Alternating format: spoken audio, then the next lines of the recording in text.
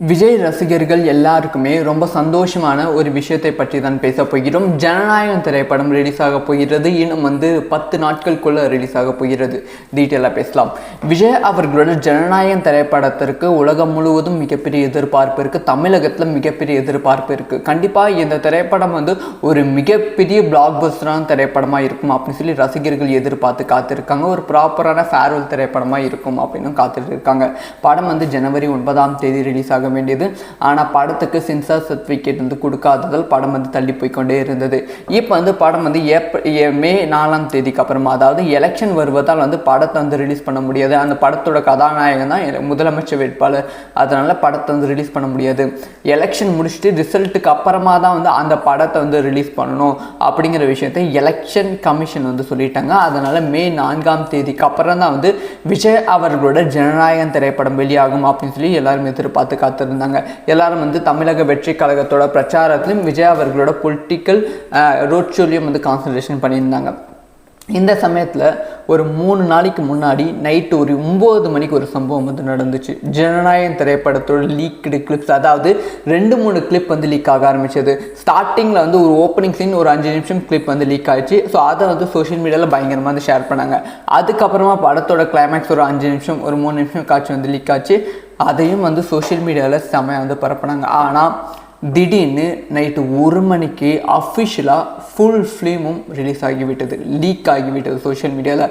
இது பெரும் பரபரப்பை ஏற்படுத்தியிருக்கு. ரசிகர்கள் பல பேர் புலம்பிட்டு இருக்காங்க. உலகம் இந்தியா முழுவதும் இருக்கும் 500க்கும் மேற்பட்ட உச்ச நட்சத்திரங்கள் விஜய் அவர்களுக்கு ஆதரவாகவும் இந்த மாதிரி படத்தை ரிலீஸ் பண்ண, அதாவது லீக் பண்ணக்கூடாது அப்படின்னு சொல்லி அதுக்கு எகெயின்ஸ்டாகவும் பல பேர் பேசிகிட்டு இருக்காங்க. ஸோ மிகப்பெரிய ஒரு பாப்புலாரிட்டி ஜனநாயகம் திரைப்படத்துக்கு கிடைச்சிருக்கு. இந்த சமயத்தில் படத்தை ரிலீஸ் பண்ணுவதற்கான பயங்கரமான முயற்சியில் படக்குழு இறங்கியிருக்காங்க. அதாவது ஜனநாயகம் திரைப்படத்தை மே 4 அப்புறமா இல்லாமல் எலெக்ஷன் முடித்தா அடுத்த நாள், அதாவது ஏப்ரல் 24 ரிலீஸ் பண்ண படக்குழு பிளான் பண்ணிட்டு இருக்காங்க. அதுக்கான டிஸ்கஷன் இன்னைக்கு நடக்க போகிறது. அதாவது இன்னைக்கு 14 தமிழ் நியூ இயரை முன்னிட்டு இன்னைக்கு நடக்க போகிறது. சென்சார் சர்டிஃபிகேட்டும் இந்த வீக்கெண்டுக்குள்ளே வாங்குவதற்கான பிளானில் படக்குழு இருக்காங்க. இது முடித்து அடுத்து 23 அப்புறமா 24 படம் அஃபிஷியலாக ரிலீஸ் ஆக போகிறது. இதுக்கான அனௌன்ஸ்மெண்ட் கண்டிப்பாக இந்த வீக்கெண்ட், அதாவது சாட்டர்டே சண்டே வெளியாவதற்கான வாய்ப்புகள் ரொம்ப ரொம்ப அதிகம். ஆனால் சில பேர் என்ன சொல்கிறாங்க அப்படின்னு பார்த்தீங்கன்னா, ஒருவேளை ஜனநாயகம் திரைப்படம் அந்த மாதிரி ரிலீஸ் ஆச்சுன்னா கண்டிப்பாக அது தேர்தலுக்கு ஒரு மிகப்பெரிய நெருக்கடியாக இருக்கும். அதாவது படம் 24 ரிலீஸ் ஆகுது. 23 நைட்லேருந்து அன்னைக்கு விடிகால செலிப்ரேஷன் போயிடும். ஸோ தேர்தலில் மக்கள் கான்சன்ட்ரேஷன் பண்ண மாட்டாங்க, ரசிகர்கள் கான்சன்ட்ரேஷன் பண்ண மாட்டாங்க. அதனால் கண்டிப்பாக அந்த ஒரு மூவ் விஜய் எடுக்க மாட்டார். கண்டிப்பாக தேர்தலுக்கு அப்புறமா, அதாவது மே 4 அப்புறமா தான் ரிலீஸ் பண்ண பிளான் பண்ணுவாங்க. அப்படி இல்லைனா தேர்தல் முடித்து ஒரு 2 நாள் 3 நாள் கழிச்சு ரிலீஸ் பண்ண பிளான் பண்ணுவாங்க.